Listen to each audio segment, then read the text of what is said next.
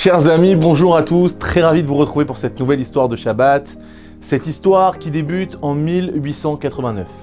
Shlomo et son fils de 6 ans, Pinchas, commencent à construire leur souka dans la joie et la bonne humeur. À chaque fois qu'une mitzvah se présente, Shlomo s'efforce toujours de faire participer son fils afin qu'il grandisse avec l'amour de la Torah et des mitzvot. Le petit Pinchas est très beau et a de nombreuses qualités, à un tel point que dans son village, toutes les mamans juives se bénissaient mutuellement d'avoir le mérite d'enfanter un enfant comme Pinchas. Mais de son côté, le prêtre du village, le Goy, se disait « Quel dommage qu'un tel enfant grandisse en tant que juif ». 2 jours plus tard, nous sommes en plein après-midi du premier jour de la fête de Sukkot. Shlomo est à la synagogue pour y écouter les cours du Rav de la ville, tandis que la mère de Pinchas est occupée à la cuisine. De son côté, le jeune garçon va jouer dans la souka avec son étrog. Lorsque tout à coup, un étranger arrive en criant à Pinchas « Viens avec moi, ton père t'appelle !»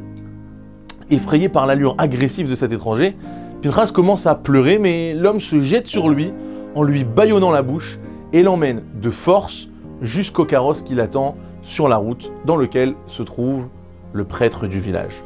Malheureusement, à cette époque, ce genre d'enlèvement était fréquent. En rentrant à la maison, Shlomo demande à sa femme où est Pinchas. Elle lui répond « Il doit être dans la souka, je l'ai entendu jouer là-bas tout à l'heure ». Mais Shlomo ne trouve que du désordre dans la souka, ce qui lui laisse un mauvais pressentiment. Les parents partent immédiatement à la recherche de Pinchas, mais il reste introuvable. 1 heure passe, 2 heures, 3 heures, mais toujours aucun signe de leur fils. La joie de la fête de Sukkot se transforme alors en véritable drame pour tous les habitants du village. Le lendemain matin, Shlomo se rend dans le village voisin où habite son Rav et lui confie sa peine. Après l'avoir écouté, le Rav lui dit « Sois fort et ne perds pas ta foi en Dieu. Sois certain qu'Hachem te rendra ton fils bien-aimé. Efforce-toi de toujours respecter très méticuleusement la mitzvah du hétrog pendant Sukkot, quoi qu'il en coûte. Et surtout, ne crains pas de dépenser ce qu'il faut pour son achat. Sache que c'est par le mérite du hétrog que tu retrouveras ton fils. » Nous sommes 25 ans plus tard, en 1914, la Première Guerre mondiale commence. Quelques jours avant la fête de Sukkot, cette même année, les autorités russes mettent en place un couvre-feu, interdisant aux Juifs de sortir de leur village sous peine d'être sévèrement punis. Shlomo est extrêmement peiné et anxieux. Comment va-t-il se procurer un hétrog pour la fête ? Une fois la nuit tombée, Shlomo décide, malgré l'interdiction, de sortir des limites du village afin de se rendre en file pour acheter un hétrog.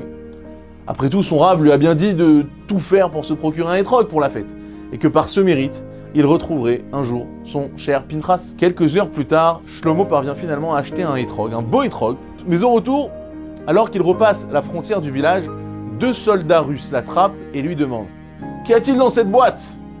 Shlomo répond timidement « Juste un hétrog, un cédra pour la fête de Sukkot. » Mais les soldats ne le croient pas. « Qui nous dit que tu ne caches pas de la dynamite ?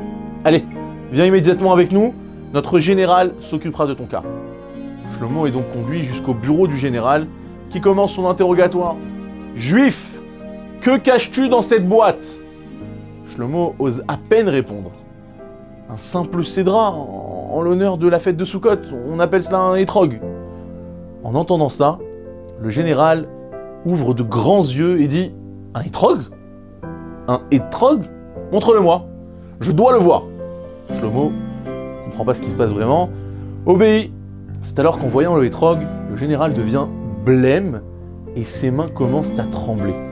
Il prend le hétrog entre les mains et se met à le contempler, puis à le sentir comme s'il cherchait quelque chose. Après un long moment, le général demande à Shlomo « Dis-moi, Juif, as-tu des enfants ?» En entendant cette question, Shlomo retient ses larmes et ne parvient pas à sortir un seul mot de sa bouche. Le général remarque sa peine, mais il continue de le fixer en attendant sa réponse. Finalement, Shlomo prend une grande inspiration et lui répond « J'avais un petit garçon adorable et très intelligent que des étrangers ont kidnappé. Dans 3 jours, cela fera exactement 25 ans qu'il a disparu. » Le général lui demande alors « Et comment s'appelait l'enfant ?» Shlomo répond « Pinchas. » En entendant ce prénom, le général tombe de sa chaise et manque de s'évanouir. Il se relève lentement et se met à crier « Pinchas, Pinchas, Pinchas !» Shlomo ne comprend rien à ce qui se déroule devant lui. C'est tout ce qui lui manque. On va maintenant l'accuser d'avoir causé un malaise au général. Après s'être remis de ses émotions, le général tend la main vers Shlomo et lui dit « C'est moi, Pinchas.